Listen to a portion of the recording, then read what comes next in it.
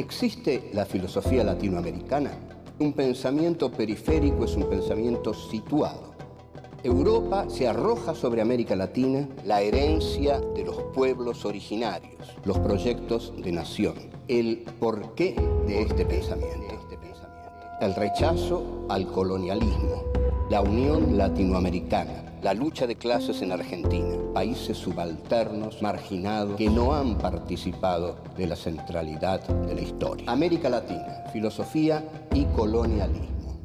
Filosofía aquí y ahora 4. Encuentro 1. La filosofía latinoamericana. 1. Centro y periferia. 2. La razón en cuestión. 3. Colonialismo e imperialismo. 4. Un pensamiento periférico.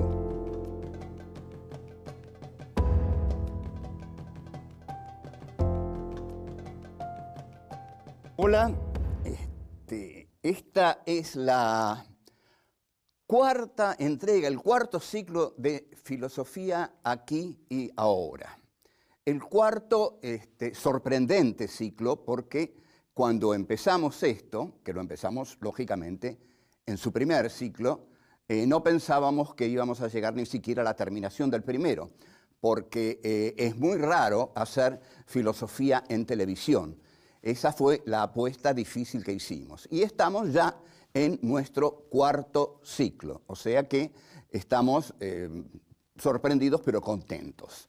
Este cuarto ciclo se diferencia de los anteriores porque aquí nos vamos a ocupar de un tema específico que nos concierne profundamente. Nos vamos a ocupar de América Latina, o sea, del continente en el cual todos nosotros vivimos, malvivimos, sufrimos o gozamos.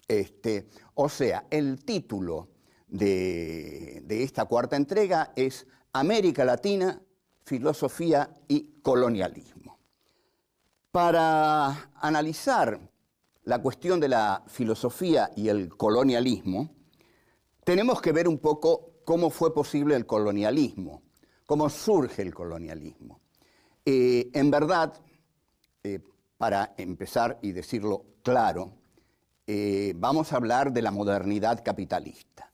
La modernidad capitalista tiene un surgimiento fáctico, es decir, un surgimiento en los hechos. El surgimiento que tiene en los hechos parte del llamado descubrimiento de América, 1492, que si bien a los que defienden los derechos de los pueblos aborígenes de América Latina a tener su propia historia y no a ser descubiertos por los europeos, sino que ya existían antes y no necesitaban ser descubiertos por nadie, pero sin embargo el concepto de descubrimiento desde un punto de vista es exacto, porque América Latina es descubierta por la gula del capitalismo.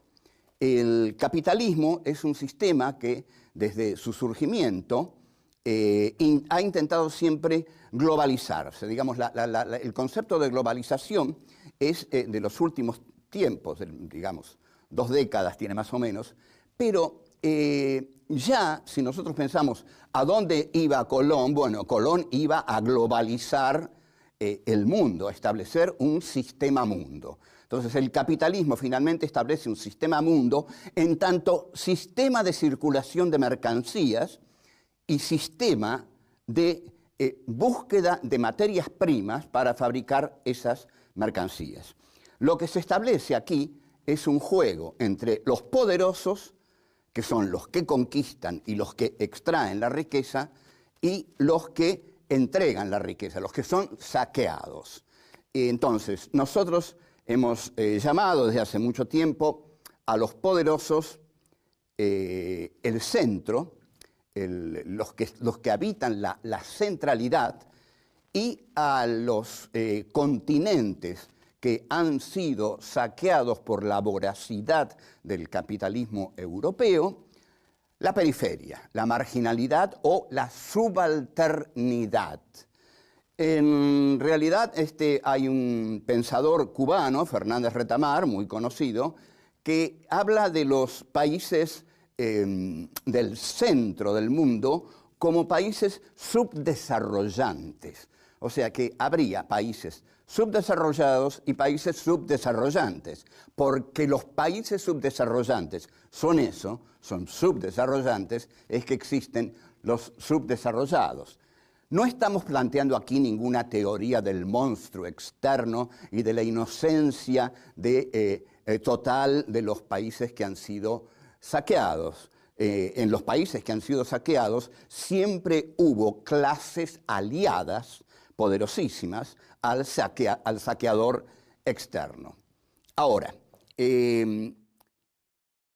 la búsqueda que tiene que emprender entonces América Latina es la búsqueda de una sustantividad, ¿no? La búsqueda de una identidad, porque a partir de la llegada del colonizador europeo, que es una llegada típica del colonialismo, porque llegan con la espada para matar a quienes se opongan y llegan con la cruz del catolicismo para evangelizar y conquistar las almas de aquellos que también quieran entregárseles en la modalidad de entregar su alma, ser fieles católicos y no morir. Entonces la cruz y la espada están en el comienzo. Volvemos.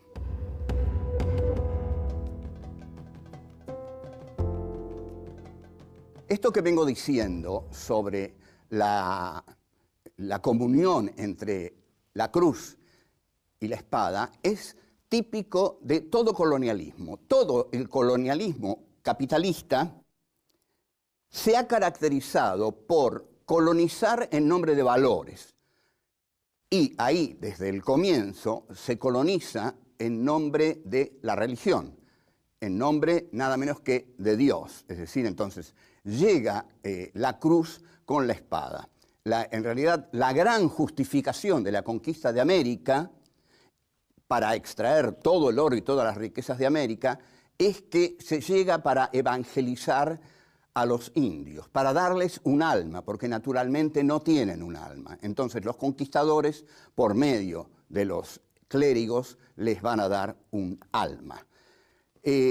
Luego, cuando la religión pierda su poder, va a ser reemplazada por la razón.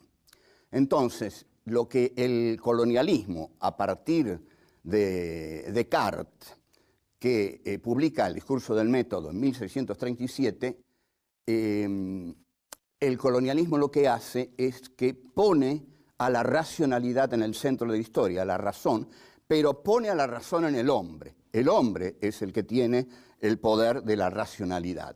El hombre es el que piensa y el hombre es el que encarna la razón. Ahora, como la filosofía europea ha sido el arma y la expresión reflexiva de los intereses históricos y económicos europeos, esta razón va a ser la razón europea. Entonces, todo territorio en el cual entre el poder político y económico europeo va a ser un territorio conquistado por la racionalidad.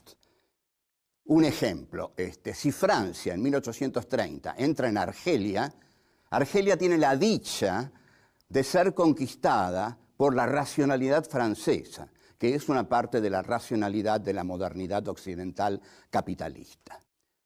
Ahora bien, hay muchos filósofos que en el siglo XX han cuestionado a esta racionalidad. Y lo podemos hacer nosotros hoy mismo, desde aquí, desde ahora. ¿A dónde nos está llevando la racionalidad occidental? Es decir, este mundo es el mundo que construyó la racionalidad occidental. En este momento se enfrenta con otra civilización que no fue construida por la racionalidad occidental, sino que se enfrenta con la civilización del Islam, digamos. Pero lo que enfrenta a la civilización del Islam es la civilización occidental.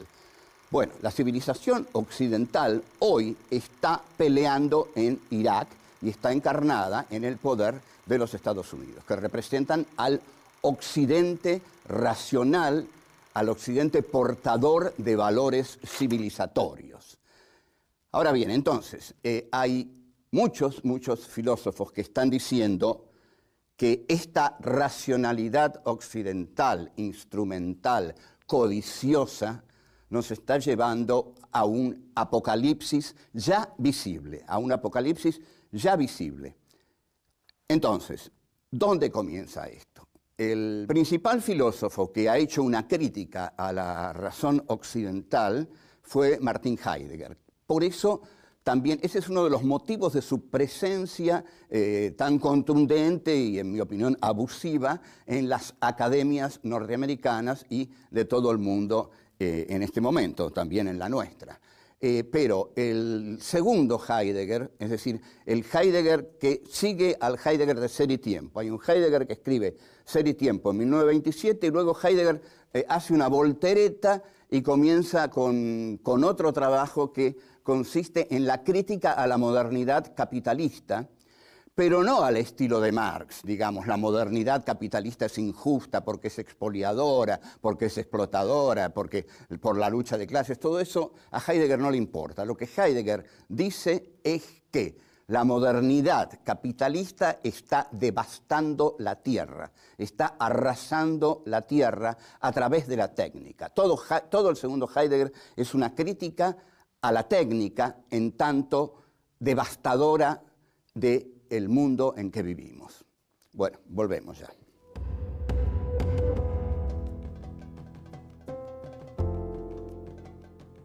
En un reportaje que Heidegger dio a Der Spiegel y que pidió que se publicara después de su muerte, termina diciendo: esto en lo que el hombre hoy vive ya no es la tierra.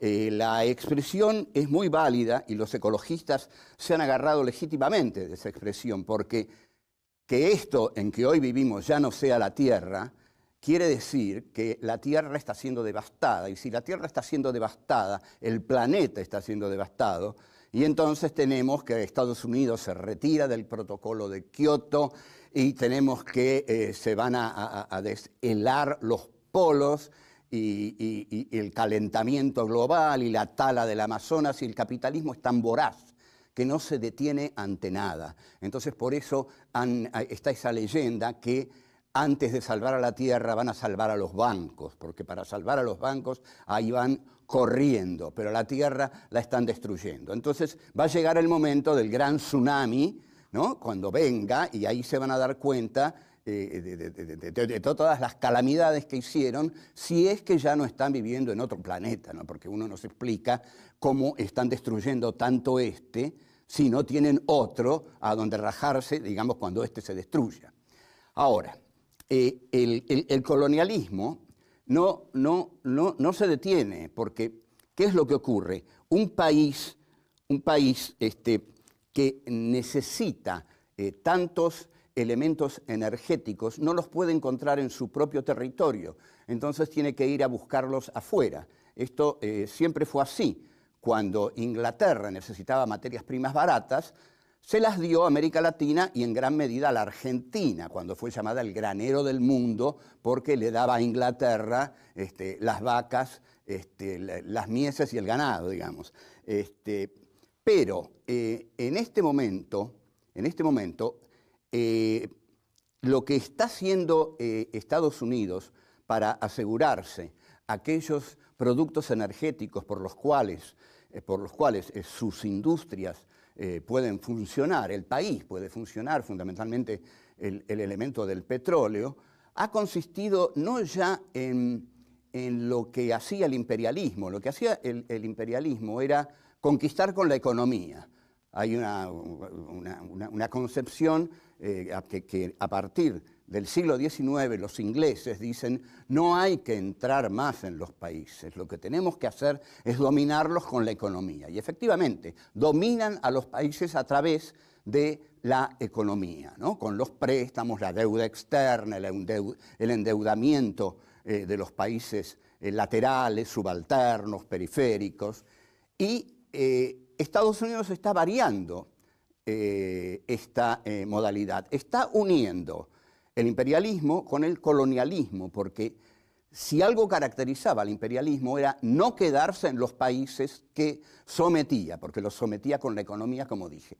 Pero esta guerra contra el terror que lleva a Estados Unidos lo ha llevado a instalarse en los territorios que quiere no solo combatir, sino de los cuales quiere extraer toda la riqueza esencial para mantener sus industrias funcionando, y también la guerra se hace para que la industria armamentística, que es una industria fundamental en los Estados Unidos, pueda continuar funcionando, porque esa es la máquina que tiene que funcionar. Entonces, van, invaden Irak, lo matan a Saddam, se instalan en Irak y ahí se quedan. Ahora, quedarse en el país que se ha conquistado es gravísimo, porque siempre surge una resistencia nacional que va desgastando al ejército colonizador.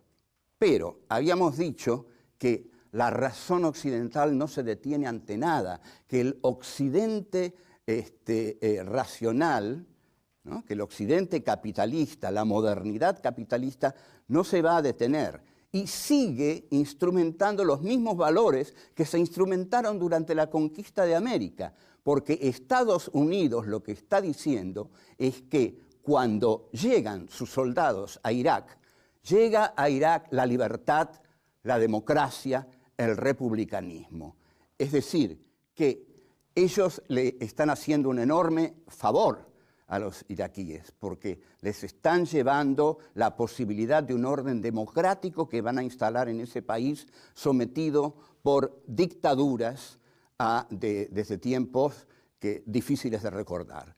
O sea que el imperialismo norteamericano, el colonialismo norteamericano que va a Irak y se queda ahí, sigue instrumentando valores, es decir, somos la democracia, somos la libertad, venimos a librarlos de los dictadores, por eso hemos desplazado a Saddam, y ustedes tienen la suerte de que nosotros estemos aquí, porque nosotros somos el progreso, somos la modernidad, y ustedes son el atraso. Ustedes se han quedado en el siglo XIII y necesitan que nosotros vengamos para modernizarlos. Entre tanto, mientras están tan entretenidos con los territorios islámicos, porque también están pensando hacer algo con Irán inmediatamente, América Latina está como disfrutando de un recreo, ¿no? Es decir, el imperio está muy concentrado en determinado lugar del mundo y está debilitado porque ahí no le va bien. Entonces, en América Latina han comenzado algunos procesos que serán interesantes de analizar. Y los vamos a ir analizando porque esto es para analizar América Latina, la filosofía y el colonialismo. Vengo enseguida.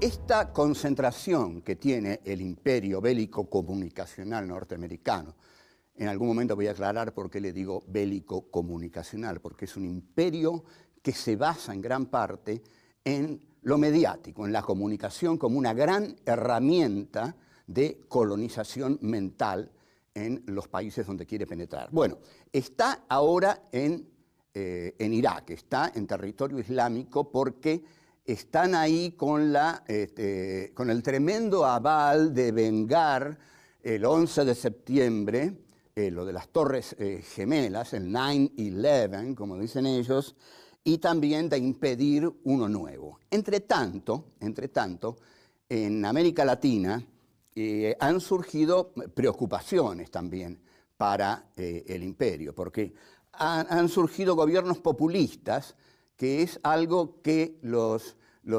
liberales amantes del mercado detestan, porque el populismo implica, ante todo, el intervencionismo de Estado en el mercado, y el mercado, para el neoliberalismo, debe ser libre, ¿no?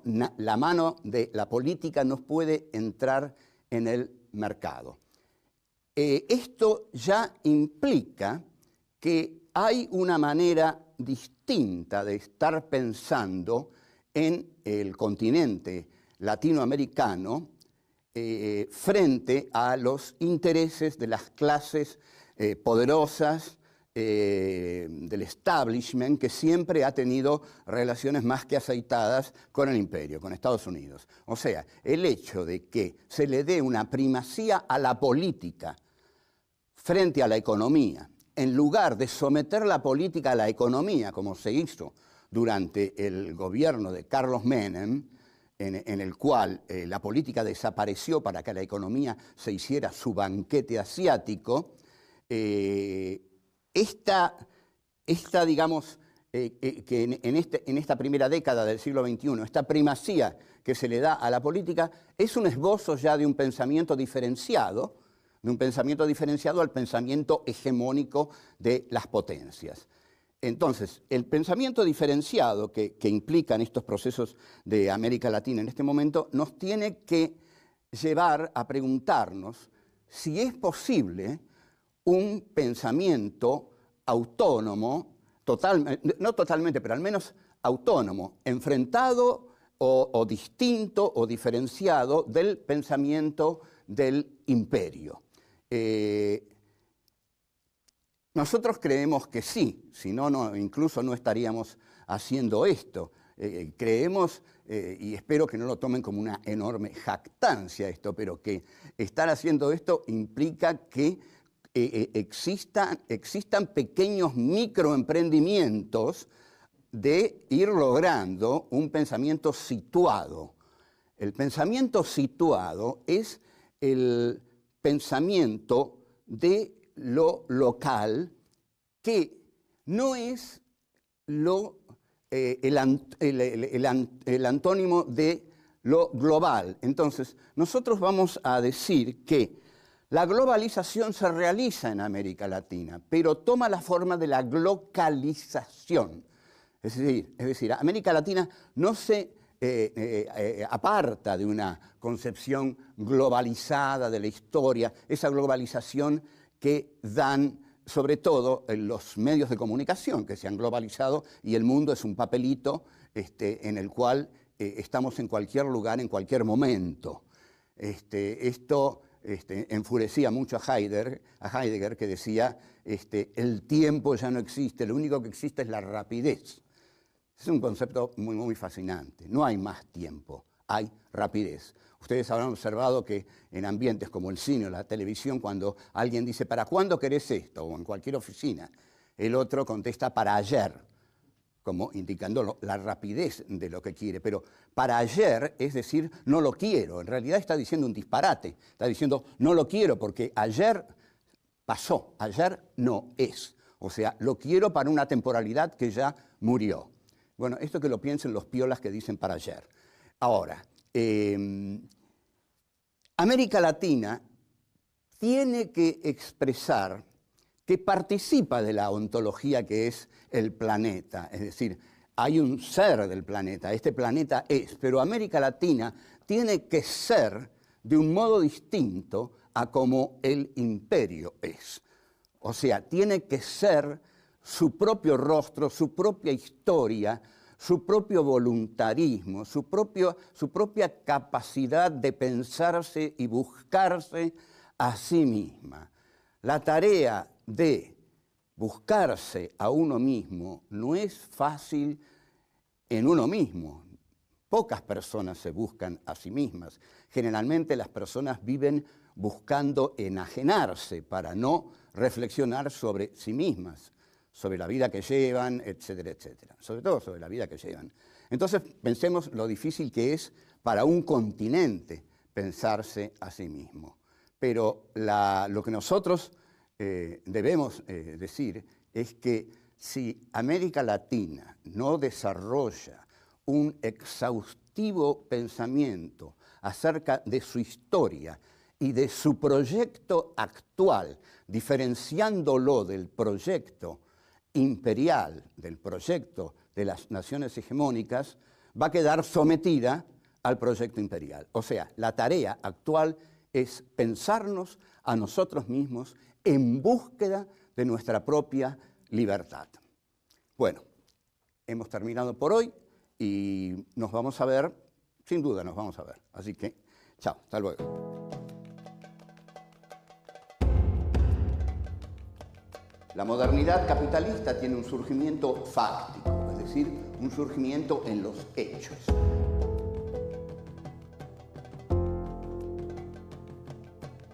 Todo el colonialismo capitalista se ha caracterizado por colonizar en nombre de valores. El populismo implica, ante todo, el intervencionismo de Estado en el mercado. Y el mercado, para el neoliberalismo, debe ser libre. La globalización se realiza en América Latina, pero toma la forma de la glocalización.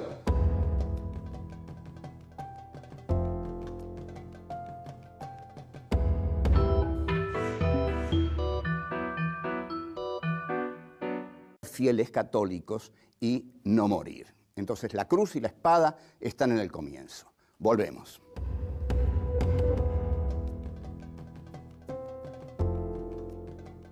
Esto que vengo diciendo sobre la comunión entre la cruz y la espada es típico de todo colonialismo. Todo el colonialismo capitalista se ha caracterizado por colonizar en nombre de valores. Y ahí, desde el comienzo, se coloniza en nombre de la religión, en nombre nada menos que de Dios. Es decir, entonces, llega la cruz con la espada. En realidad, la gran justificación de la conquista de América, para extraer todo el oro y todas las riquezas de América, es que se llega para evangelizar a los indios, para darles un alma, porque naturalmente no tienen un alma. Entonces los conquistadores, por medio de los clérigos, les van a dar un alma. Luego, cuando la religión pierda su poder, va a ser reemplazada por la razón.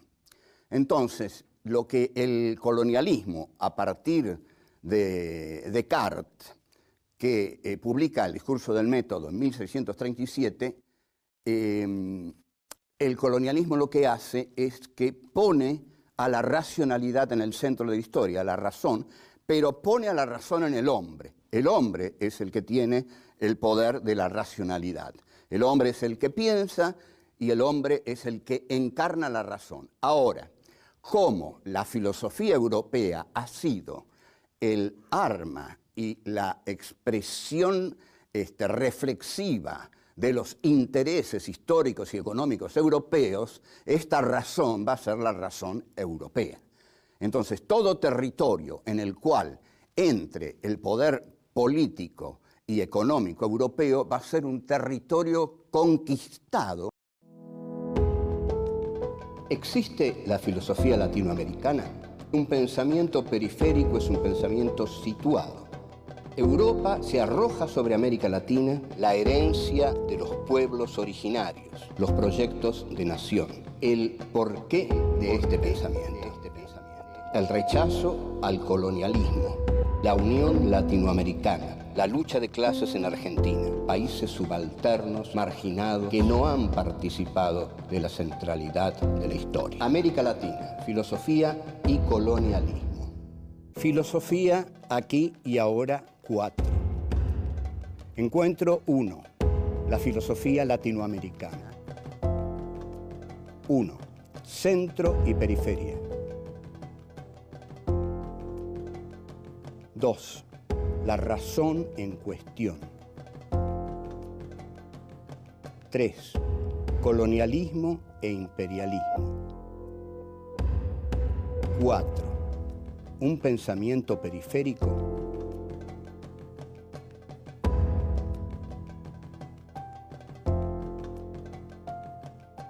Hola, Esta es la cuarta entrega, el cuarto ciclo de Filosofía aquí y ahora.